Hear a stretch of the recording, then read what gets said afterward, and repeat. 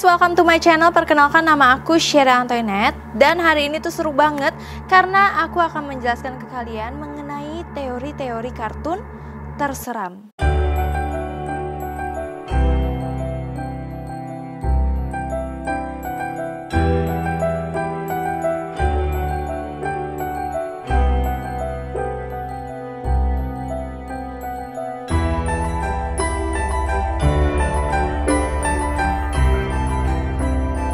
Sekali lagi aku mau nekenin, ini bukan 100% sesuatu yang fakta, tapi ini tuh banyak orang yang percaya akan hal itu dan menjadikan ini sebagai konspirasi. Yang pertama adalah kartun Hello Kitty. Siapa sih yang nggak tahu sama kartun Hello Kitty? Hello Kitty itu kita mikirnya lucu banget, kucing yang menggemaskan seperti itu kan. Bahkan nggak sedikit orang tuh yang mau mengeluarkan uang banyak untuk membeli peralatan-peralatan Hello Kitty. Bahkan tuh kayak ada yang beli game-game Hello Kitty, gelas Hello Kitty, apapun yang berhubungan dengan Hello Kitty itu banyak banget yang mau beli. Tapi siapa yang sangka kalau ternyata ada teori konspirasi di balik Hello Kitty? Yang pertama, kalian sadar nggak sih kalau Hello Kitty itu nggak punya mulut? Dan ternyata itu adalah teori konspirasi dan misteri yang menjadi perdebatan sampai sekarang ini. Kenapa Hello Kitty itu dibuat dengan tidak memiliki mulut? Nah, menurut cerita orang yang membuat karakter Hello Kitty, itu tuh ada seorang ibu dari seorang anak yang memiliki penyakit kanker mulut.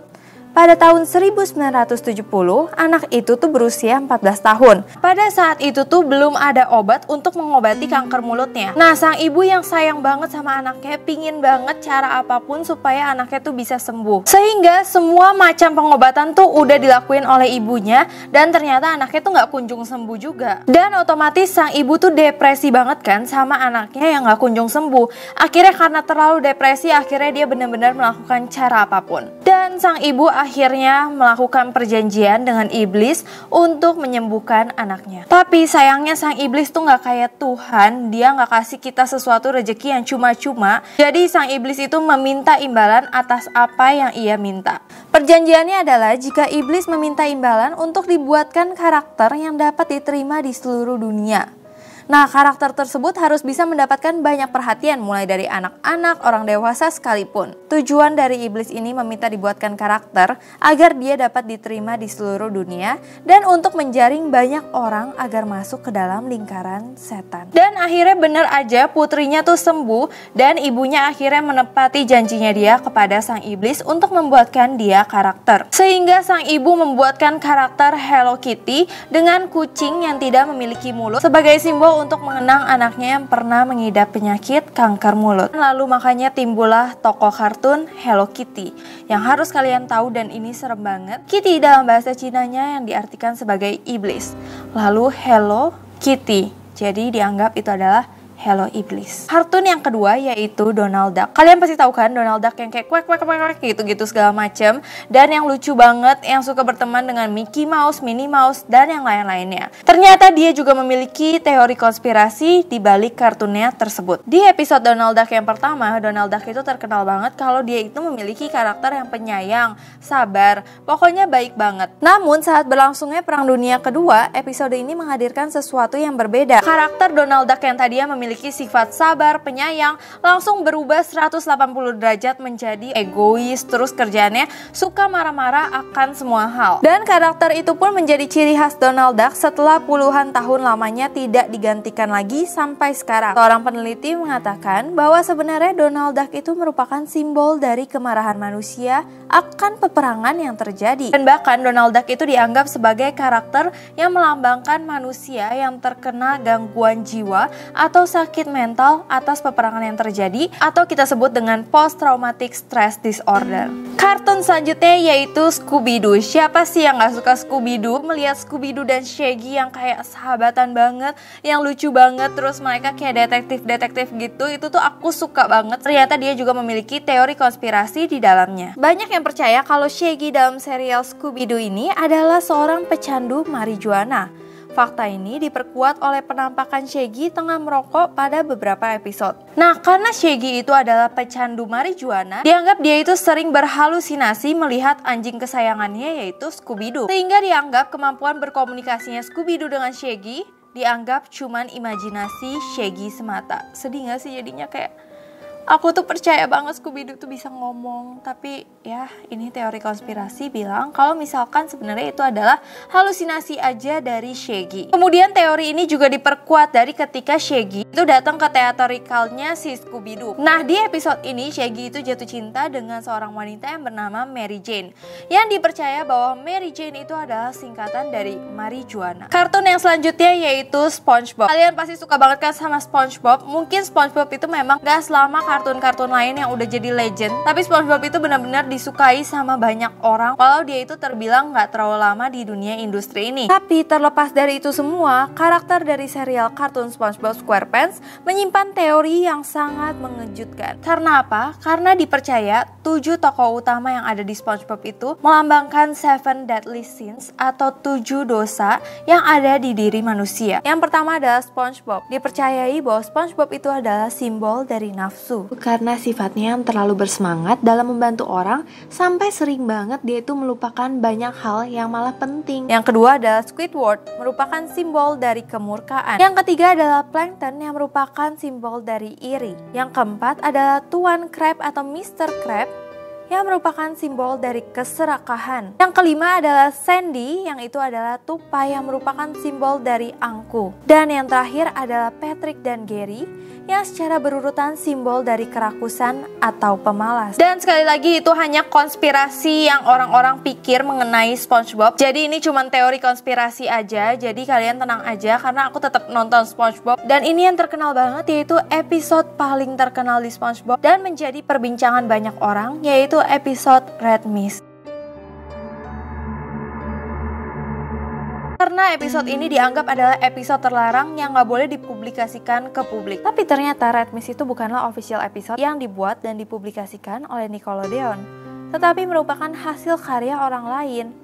Episode ini menurut sumber merupakan buatan seorang animator Skotlandia yang dituduh melakukan sejumlah pembunuhan. Lalu Red Mist sendiri ditemukan oleh para staf SpongeBob dan mereka menganggap tayangan tersebut tidak layak untuk dipublikasikan karena mengandung unsur kekerasan. Bahkan ada yang bilang jika episode Red Mist ini mampu mengganggu mental seseorang yang lemah. Dan aku akan kasih tau kalian sedikit bocoran mengenai apa yang terjadi di episode itu. Nah, episode ini diawali dari Squidward yang lagi main klarinet dan SpongeBob dan Patrick yang lagi di luar.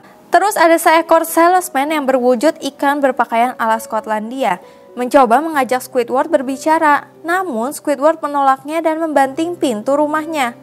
Lalu beberapa saat kemudian pintu itu diketuk lagi dan dengan wajah marah Squidward membukanya. Ternyata salesman itu masih belum pergi dan kali ini dengan wajah yang tampak marah. Ia berkata, "Red Mist is coming." Lalu ia pergi. Setelah itu Squidward kembali ke rumahnya, terus dia melanjutkan latihan klarinetnya. Ketika dia kembali berlatih dengan klarinetnya, perlahan scene akan berubah menjadi merah dan mata Squidward tuh juga berubah menjadi merah selama beberapa detik. Bentuk dan warna mata Squidward yang berubah menjadi merah sepertinya dibuat untuk tujuan khusus. Dan dalam adegan ini hampir semua tokoh di dalamnya ditampilkan dengan mata yang berwarna merah menyeramkan. Nah, mungkin dari ceritanya itu dianggap seperti episode-episode biasa, kayak ya udahlah kayak gitu doang. Tetapi ternyata banyak yang percaya dan bahkan pihak Nickelodeon juga percaya bahwa episode itu bisa mempengaruhi mental anak-anak. Maka gak heran jika pihak Nickelodeon berusaha melenyapkan episode Red Mist ini walaupun sulit banget. Nah, kartun selanjutnya yang adalah kartun favorit semua orang yaitu Doraemon. Ternyata Doraemon itu memiliki konspirasi di balik kisahnya. Fakta yang pertama muncul adalah kalian perhatiin gak sih di setiap episode Doraemon tuh kalau misalnya pergi-pergi keluar ya udah dia pergi-pergi aja, mau ke supermarket, mau keluar, mau ke taman, dia pergi-pergi aja dengan santainya. Dan lebih aneh lagi, nggak ada orang-orang tuh yang melihat dia sebagai kucing robot yang aneh berjalan. Jadi mereka kayak ya udah jalan-jalan aja dan nggak ada orang yang merasa dia aneh. Kalau kamu ngelihat robot kucing jalan-jalan terus ngomong segala macam, pasti otomatis kalau kita lihat di luar kita akan lihat dong. Tapi ini enggak bagi manusia-manusia yang ada di dalam kartun Doraemon itu. Makanya banyak yang percaya bahwa karakter Nobita itu terinspirasi dari kisah nyata dari seorang anak dari Jepang yang mengidap skizofrenia, dimana dianggap Nobita itu nggak bisa membedakan mana hayalan dan mana kenyataan. Dan hal itu sedih banget, jadi dianggap oleh orang-orang bahwa Doraemon itu ternyata cuma ada di hayalan Nobita dan imajinasi Nobita aja. Tapi hal ini juga masih dibantah oleh beberapa pihak karena dianggap orang-orang lain sekitar Nobita itu juga bisa melihat Doraemon. Tapi banyak juga yang percaya apa itu juga cuman untuk menenangkan Nobita, untuk kayak oh iya ada robot, karena mereka tahu Nobita itu mengidap penyakit tersebut. Selanjutnya adalah kisah mengenai Masha and the Bear. Dan ternyata dipercayai ada teori tragis di balik kisah Masha and the Bear. Nah, banyak yang percaya bahwa Masha itu diambil dari kisah nyata, yaitu seorang anak yang bernama Masha yang suka banget sama pertunjukan sirkus. Sampai suatu hari ada pertunjukan sirkus yang akan tampil di sekitar rumahnya. Terus dia memohon kepada orang tuanya supaya orang tuanya mengizinkan dia untuk nonton sirkus. Akhirnya mereka datanglah dan nonton sirkus itu. Tapi Masha mungkin anak kecil yang kayak seneng banget. Dia lari ke belakang panggung dan dia itu nyamperin sebuah kandang beruang.